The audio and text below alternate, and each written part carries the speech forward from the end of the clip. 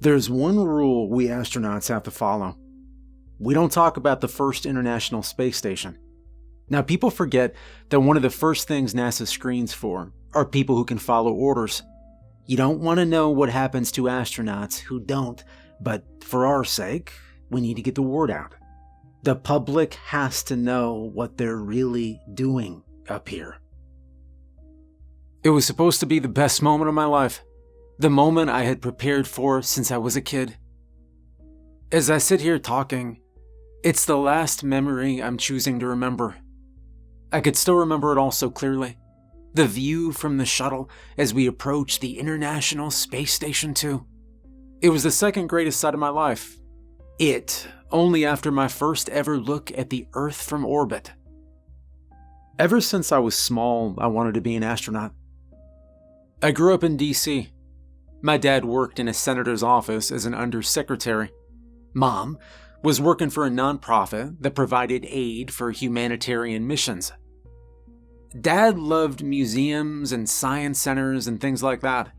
I was taken to the air and space museums a lot earlier than I probably should have been.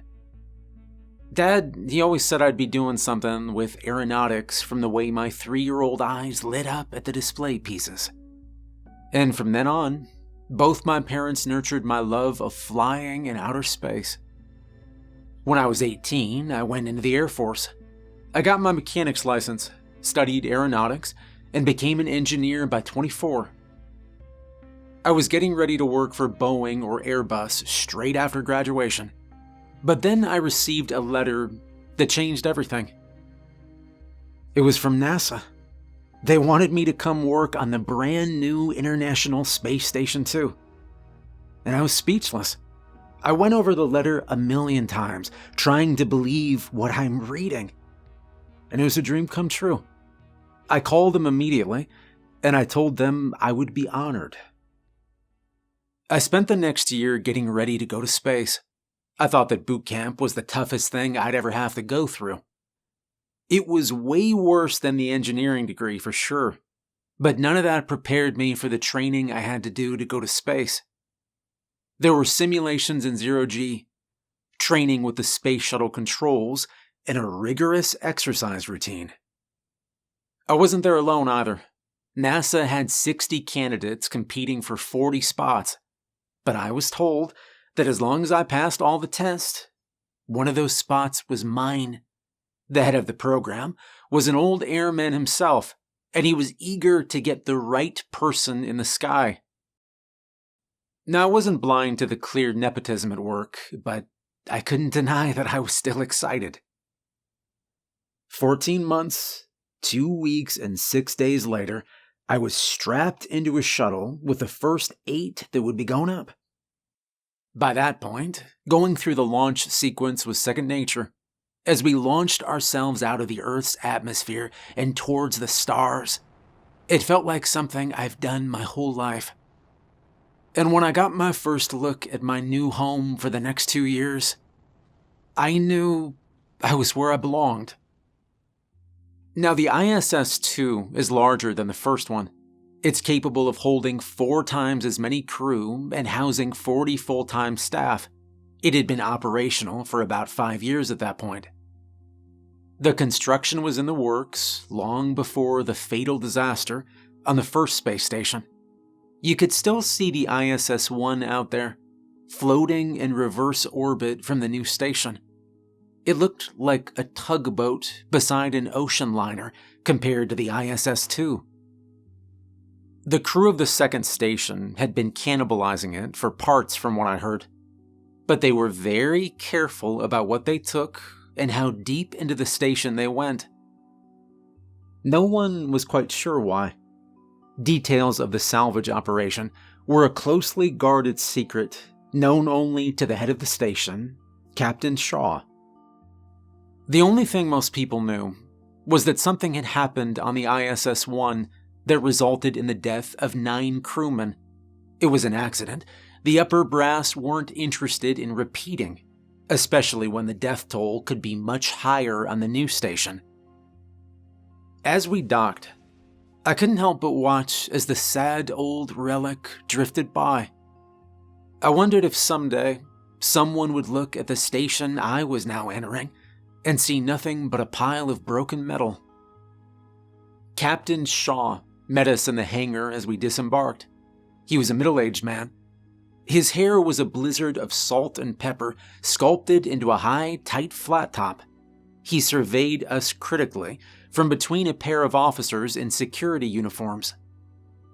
He seemed to approve of what he saw for the most part. He looked like 100 other higher-ups I'd seen in my time in the service. It was comforting in its own way, if that makes any sense. He was a known quantity, and I could work with that. The captain then cleared his throat and addressed us in this big, booming voice. Good to have you all on board. I am Captain Charles Shaw, and you will all be serving under me for your tour of duty here on the International Space Station 2. This station currently houses 20, and when the 40 of you who pass the screening process get settled in, we will be fully staffed. Some of you will belong to the Engineer Corps under Chief Engineer Roberts. Some of you will work under Dr. Williams in the Science Corps. A few of you will work security under me personally. But no matter where you work, you should consider yourselves one team and one family. We are all here to help each other and to ensure the safety of this great station. So, engineers, follow the arrows to your left, science staff to your right, and security staff, well, you're with me. We split off for our respective departments, and so began my first day working in the ISS-2. Roberts is one of the best supervisors I'd ever had, and turned out to be another past airman. He was unbelievably calm, and the 15 of us who made up the engineering corps were proud to work under him. He assigned us into 3 main groups, 3 engineers for each wing of the station. We spent our days working like Santa's elves, trying to stay out of sight as we made the repairs that kept the ship floating along. You would think that working on a space station would feel odd, but it's amazing what you can get used to. There's simulated gravity in some of the areas. They're the pods under the rotating rings on the end mostly, but the rest just has you free floating. I was under the engineering corps, so most of my job is just rigging things up and fixing consoles. We go out every now and again to fix problems with the exterior, but spacewalks are harder to get clearance for unless it's an emergency. The station housed around 60 people at any given time. We had a few more from time to time, and a few less from time to time, but most of the time there were 35 members of the science team, 15 engineers, and 10 security personnel. Why we needed so much security became clear during my first week. The members of the science team were brilliant, but they did get passionate about their work sometimes. Fights were not uncommon, and the security staff was constantly being called to help settle disagreements. For our part, we mostly stayed out of sector drama, but there were more than a few times when the engineers would be witness to some of the more spirited debates from the science team. Speaking of the science team, well, they were the ones doing the real work. I used to love going to the botanical labs to rig up different systems or work on their hydration systems. It was like stepping into a greenhouse back on Earth. And they were always developing something new. Most of it was over my head. My thumbs are greasy as opposed to green, but the gist of it was that they were growing plants that would be able to survive on other planets. The focus currently was Mars. But they were preparing for things like deep space colonization as well. The botanical labs also provided most of the oxygen for the station. They were considered one of the more important sections of the ship.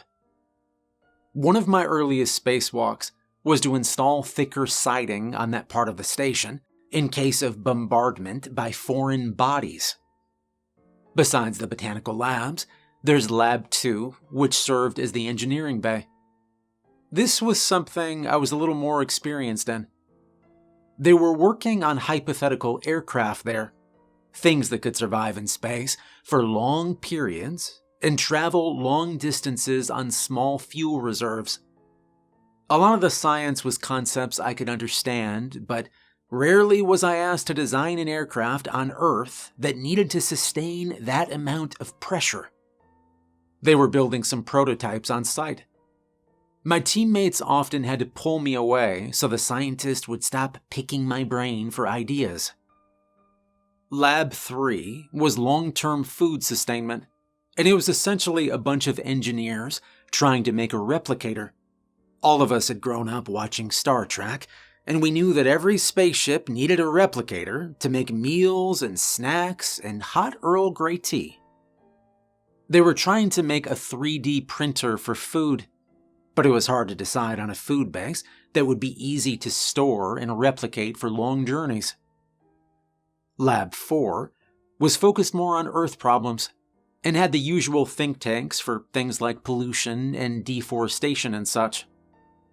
They were working on compounds for removing oil from seawater, solvents for putting out wildfires, things that seemed to be plaguing people's lives recently.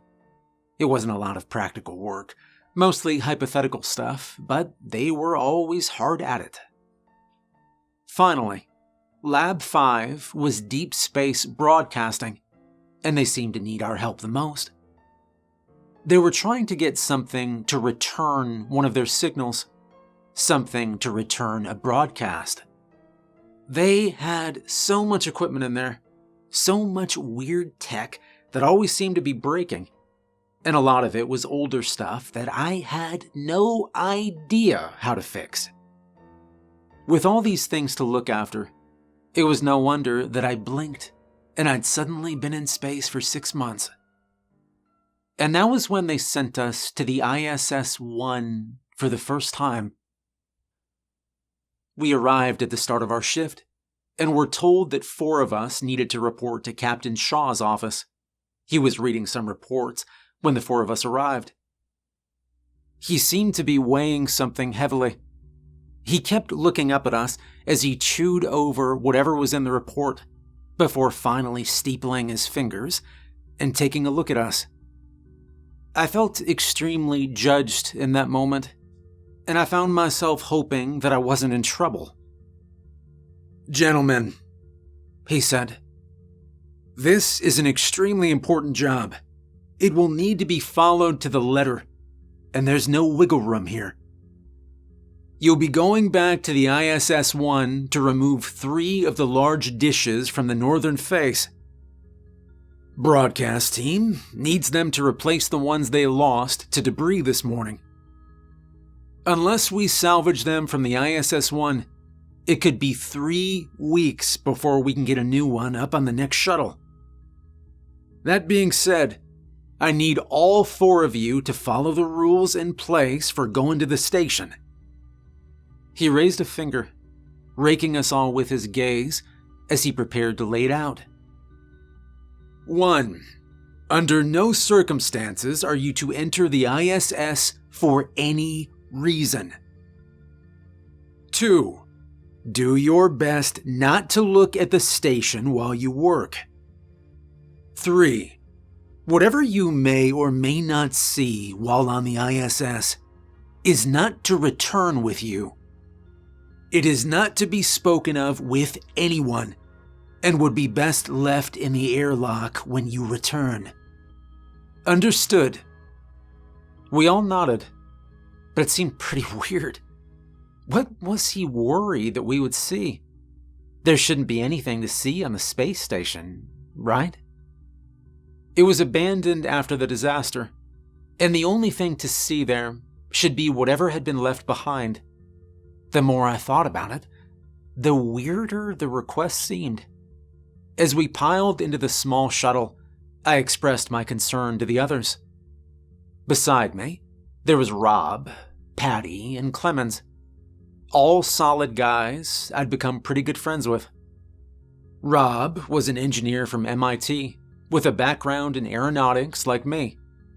He was another victim of Lab 2's intense Q&A sessions.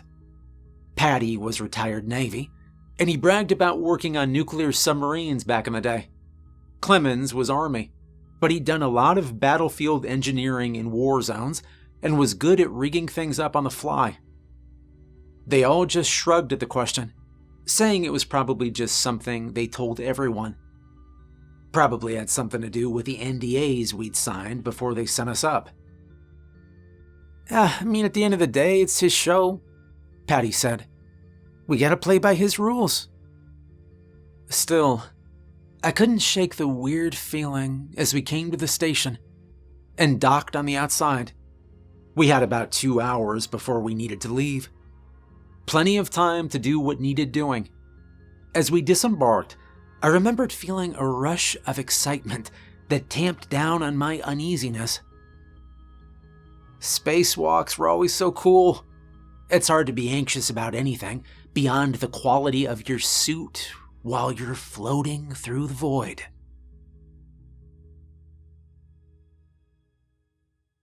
We came hopping around the outside of the station, probably looking silly to anything that might have been watching us. We found the first dish pretty easily. Patty set to work with a torch while Rob helped him. Meanwhile, Clemens told me to follow him so we could get the second dish. It was close, but this one was near one of the observation windows. It was hard not to look inside as we got to the dish ready to remove it. Behind the glass floated all sorts of discarded items.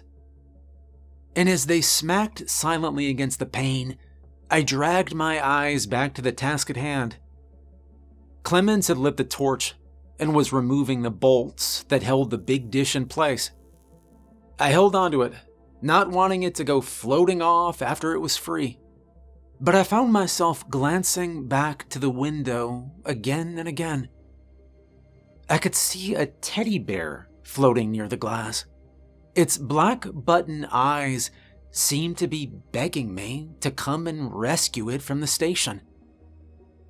And then the first bolt went floating off into space as Clemens started on the second. A food bag danced lazily past, the cellophane twinkling a little in the reflected light. Put your foot down on the left side, please. It's pulling against the third bolt, Clemens said through the walkie. I did as I was asked, turning back to the task at hand.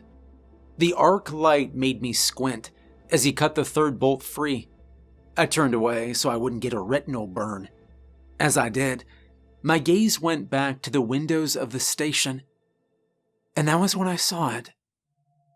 A gray-skinned humanoid, its eyes the color of glaciers, staring out at me from the inside of the International Space Station. Its eyes were no more expressive than the teddy bears had been, but they seemed to stare right through me. I screamed, but it was only heard by me and the void. When the last bolt was removed, I felt a sudden weightlessness take over as the dish that I'd been leaning on suddenly came loose. I tilted, my terror giving me momentum as I tried to flee from the blue-eyed thing behind the glass. As I began to float into the void along with the satellite dish, I wasn't sure I'd be able to stop myself. Luckily, Clemens grabbed me by the ankle as I floated past. He yanked me and the dish back from the void. Easy there, kid. Lose your balance for a second? I looked back at the window, wanting to show him what I'd seen. But it was gone. There was nothing there but floating garbage. And I couldn't help but notice that the bear was gone too.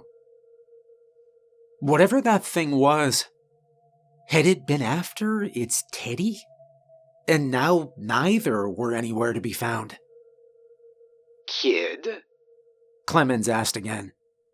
You okay? I nodded after another second or two. I thanked him for the save and sang I must have just lost my footing. As we returned to the ISS-2 with our dishes, my head was filled with the image of the creature now, and I had more questions than ever.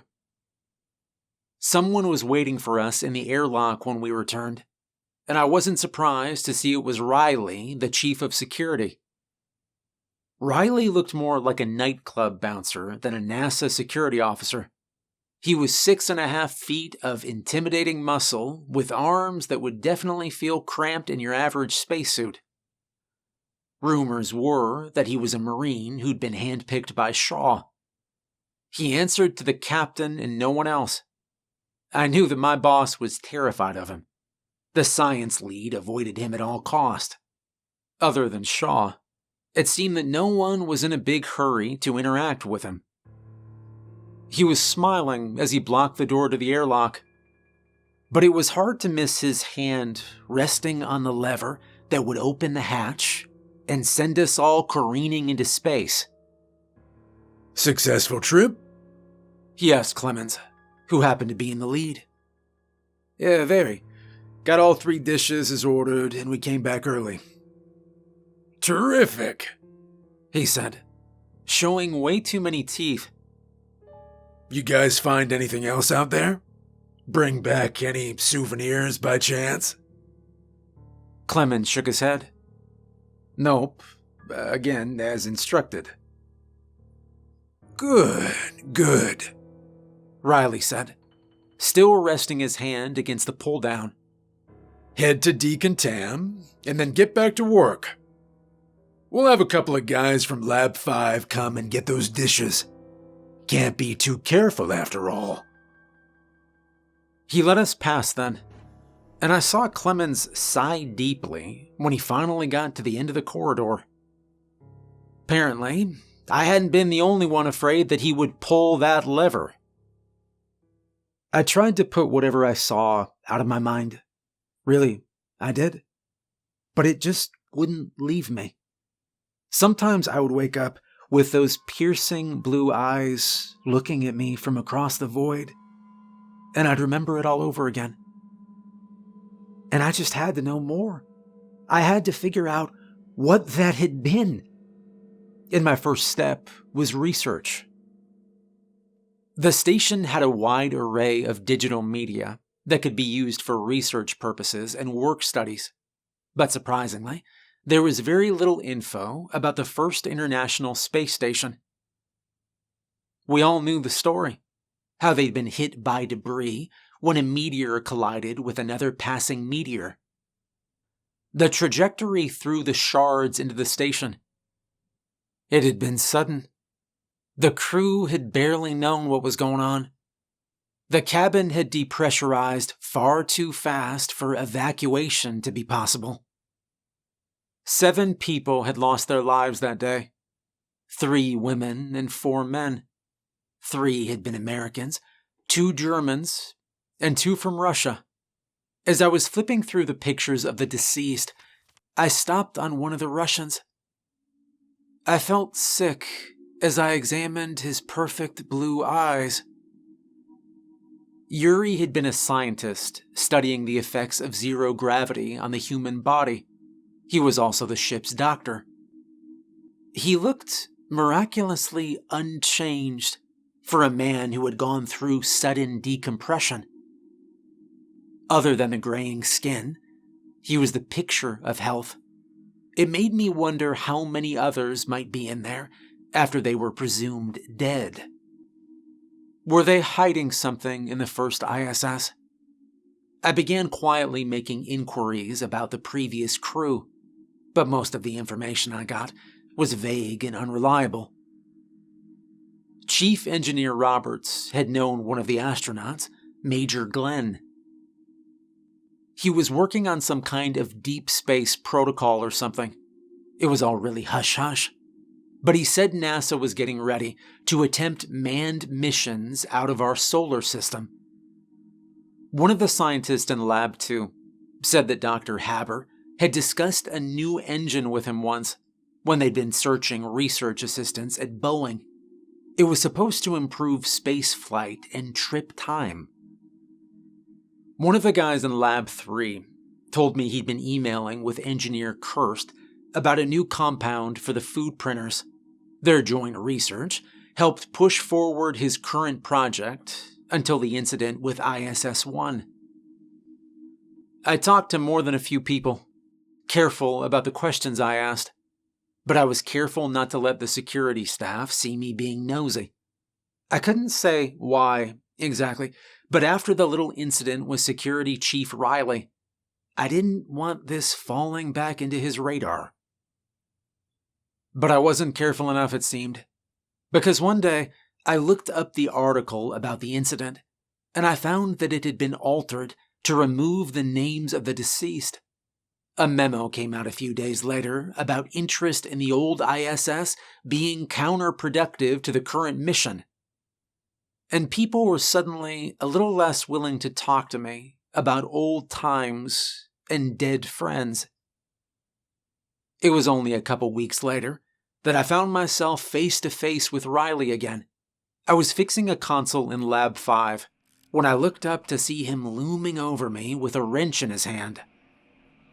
Now, he wasn't being threatening, but just the sight of a hulking musclehead lightly tapping a tool against his palm, it got me on edge. He was smiling too, something I wasn't used to seeing.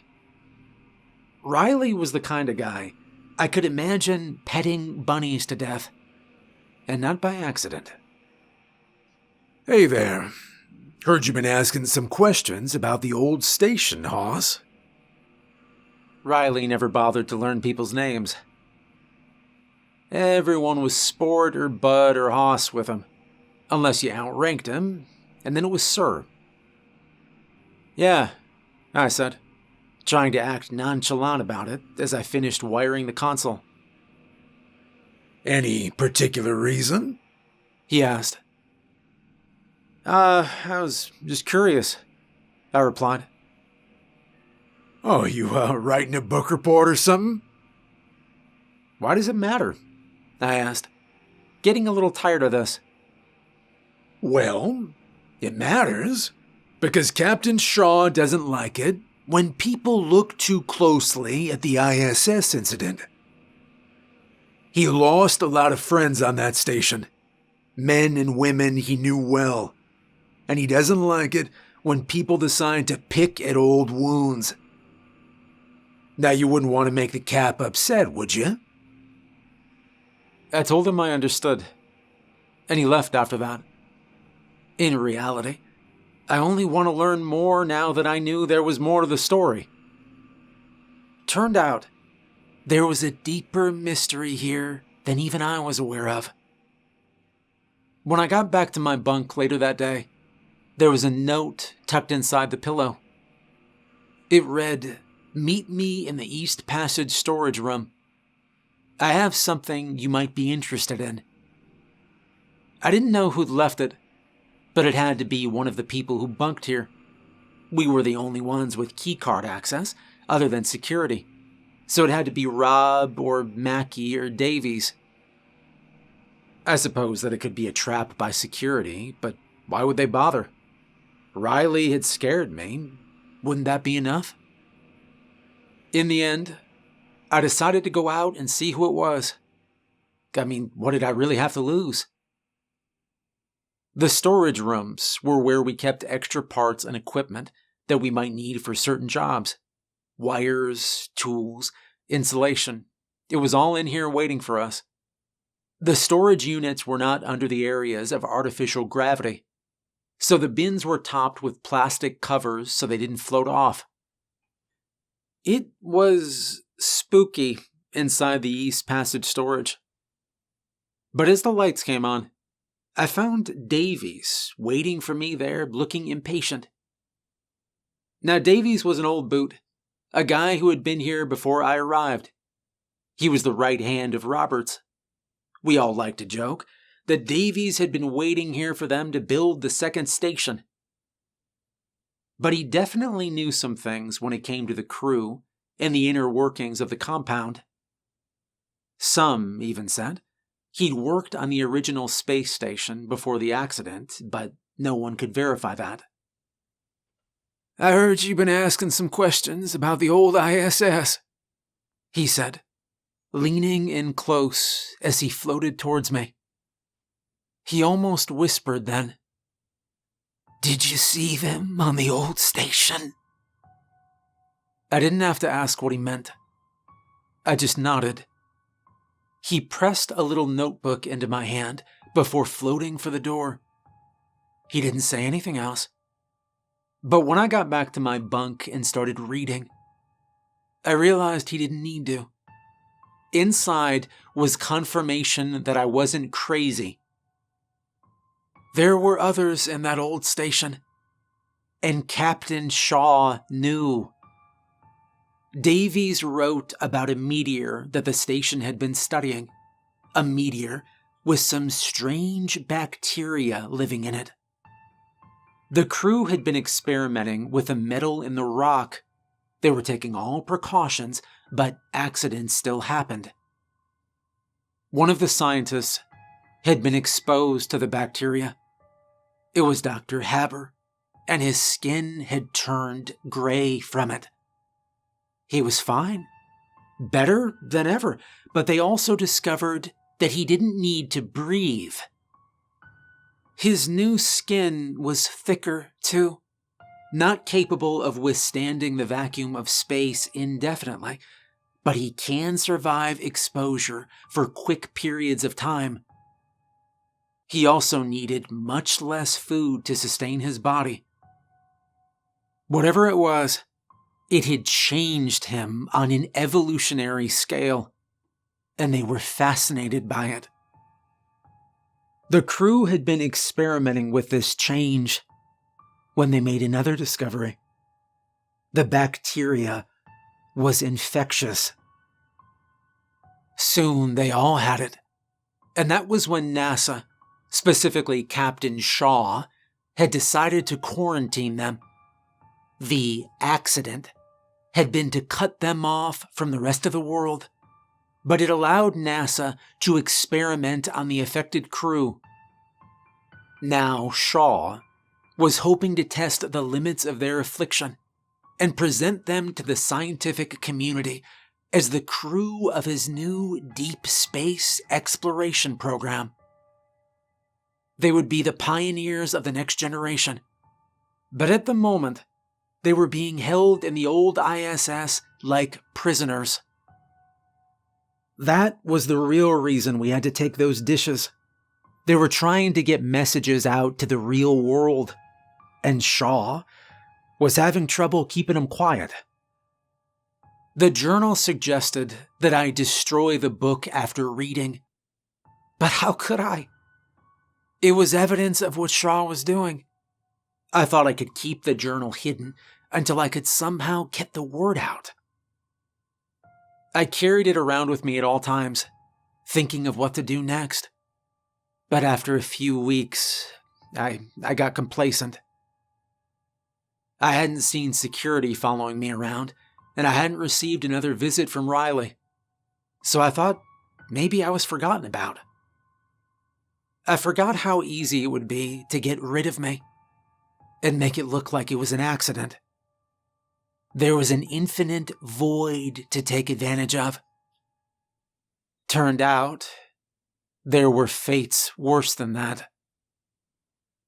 It all started when I came back to find Davies missing.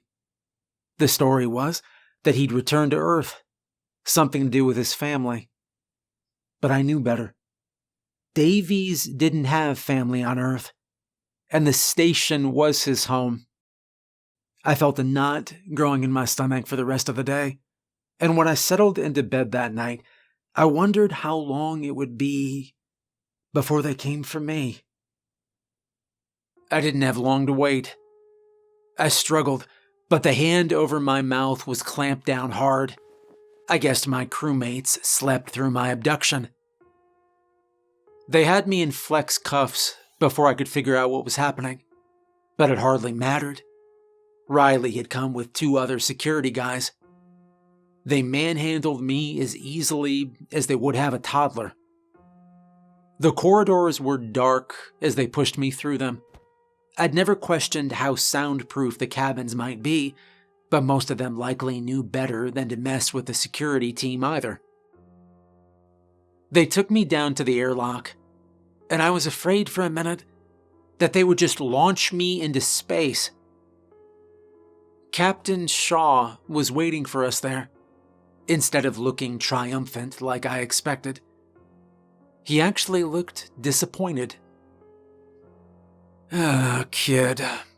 If you wanted to know what was on the old ISS so badly, all you had to do was ask. I hope your answers were worth it, kid, he said.